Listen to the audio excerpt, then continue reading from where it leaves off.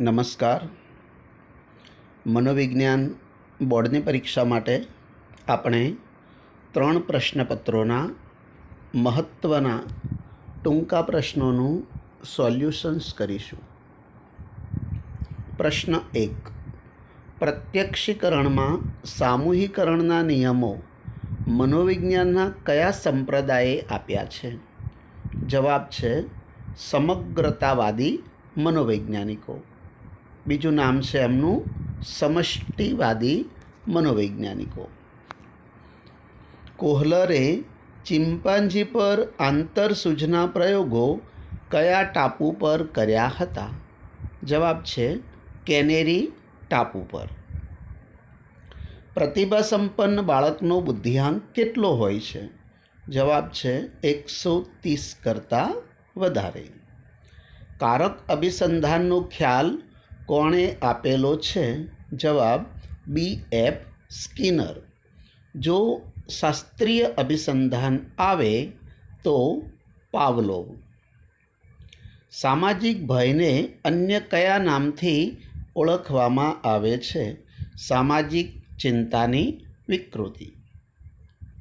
વર્તનવાદના પ્રણેતા કોણ હતા? J.B. Watson. સલાહ પ્રક્રિયાનું પ્રથમ સોપાન કયું છે? સલાહાર્થીના આવવાનું કારણ જાણવું અથવા સલાહાર્થીના આવવાનો હેતુ જાણવો. ઘોંઘાટ એટલે શું? બિનજરૂરી, અણગમતા અને વ્યક્તિ પર નિષેધક અસર કરતા અવાજને ઘોંઘાટ કહે છે. સંસ્થાના લક્ષણો જણાવો. સંસ્થાના કુલ 4 લક્ષણો છે: સમાન લક્ષ્ય, પ્રયત્નોનું સંકલન, શ્રમ વિભાજન અને જવાબદારી અને અધિકાર. કયા મનોવૈજ્ઞાનિકોએ માનવીના સારાપણા અને અનોખાપણા પર ભાર મૂક્યો છે? મેસ્લો અને રોજર્સ જેવા માનવવાદી મનોવૈજ્ઞાનિકોએ. વ્યક્તિના શ્રવણ સંવેદનની સીમા જણાવો. 20થી 20,000 CPS. આહા અનુભવ કયા શિક્ષણ સાથે સંકળાયેલો છે? આંતરસૂઝ દ્વારા શિક્ષણ. પ્રતિભાસંપન્ન વ્યક્તિઓનો બુદ્ધિઆંક કેટલો હોય છે? 130 કરતાં વધારે.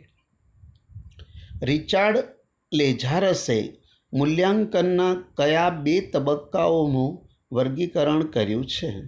તો રિચાર્ડ લેઝારસે મૂલ્યાંકનના 2 તબક્કા આપ્યા છે: એક પ્રાથમિક તબક્કો અને 2 દ્વૈતીયક તબક્કો. WHO આપેલી માનસિક સ્વાસ્થ્યની વ્યાખ્યા આપો. તો માનસિક સ્વાસ્થ્ય એટલે વ્યક્તિની શારીરિક, માનસિક, સામાજિક અને આધ્યાત્મિક દૃષ્ટિએ સંપૂર્ણપણે સારાપણાની અવસ્થા. ઓટિઝમને નૈદાનિક પરિભાષામાં શું કહે છે? તો ઓટિઝમ સિન્ડ્રોમ ડિસીઝ એટલે કે ASD કહે છે. ઓટિઝમનો A છે અને રોગનો ડિસીઝનો D છે. એટલે ઓટિઝમને નૈદાનિક પરિભાષામાં શું કહેવામાં આવે છે? ASD. સલાહની વ્યાખ્યામાં કયા 3 સામાન્ય તત્વો જોવા મળે છે?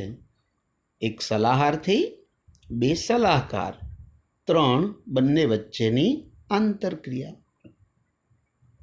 હવાનું પ્રદૂષણ ઘટાડવા શું કરવું જોઈએ? તો વધુ વૃક્ષો ઉછેરવા જોઈએ. અમલદારશાહી સંરચના એટલે શું? તો જે સંસ્થાની કામગીરી કાયદાઓ અને નિયમાનુસાર ઔપચારિક માળખામાં કાર્ય વિશિષ્ટીકરણ મુજબ ચાલતી હોય તેને અમલદારશાહી સંરચના કહે છે. ઉથલો એટલે શું?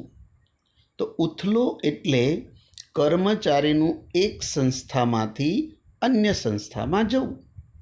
વારંવાર કર્મચારીઓ દ્વારા સંસ્થામાંથી જતા રહેવું તેને ઉથલો કહે છે.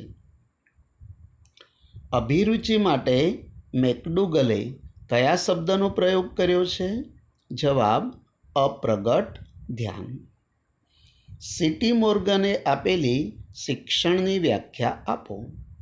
શિક્ષણ એટલે અનુભવ અને પ્રયત્ન કે મહાવરાથી વર્તનમાં થતો કાયમી સાપેક્ષ ફેરફાર. બુદ્ધિ અંગેનો દ્વિઘટક સિદ્ધાંત કોણે રજૂ કર્યો? સ્પિયરમેન. કયા બે ઘટકો છે એમાં? તો સામાન્ય બોધ તત્વ અને વિશિષ્ટ બોધ તત્વ. અંગ્રેજીમાં કહીએ તો જી ફેક્ટર અને એસ ફેક્ટર. મનોવલણ ઘડતર પર અસર કરતા ઘટકો જણાવો. તો 4 ઘટકો છે: કુટુંબ, સામાજિકીકરણ, પ્રત્યક્ષ અનુભવ અને સંચાર માધ્યમ. ઇજનેરી વિદ્યામાં સ્ટ્રેસ શબ્દનો અર્થ આપો. તો ઇજનેરી વિદ્યામાં સ્ટ્રેસ શબ્દનો અર્થ થાય છે ભૌતિક પદાર્થ પર લગાડેલ બાહ્ય બળ. સામાન્યકૃત વિકૃત ચિંતાને અન્ય કયા નામે ઓળખવામાં આવે છે? તો સામાન્યને આપણે જનરલ કહીએ છીએ અને રોગ માટે ડી વપરાય છે, ડિસીઝ, તો એને GAD તરીકે ઓળખવામાં આવે છે. 27. જરૂરિયાતના ઉચ્ચ પદાનુક્રમનો સિદ્ધાંત કોણે આપ્યો? જવાબ છે અબ્રાહમ મેસ્લો. રેફ્રિજરેટરમાં કયા વાયુનો ઉપયોગ થાય છે? જવાબ છે ક્લોરોફ્લોરોકાર્બન. કાર્ય વિશ્લેષણ એટલે શું? કાર્ય વિશ્લેષણ એટલે કોઈ કાર્યમાંના વિવિધ કાર્યોનું વિશ્લેષણ કરવું. સુખના પ્રકારો આપો. સુખના 2 પ્રકાર છે: વ્યક્તિલક્ષી સુખ અને સ્વ પ્રગટીકરણ સુખ.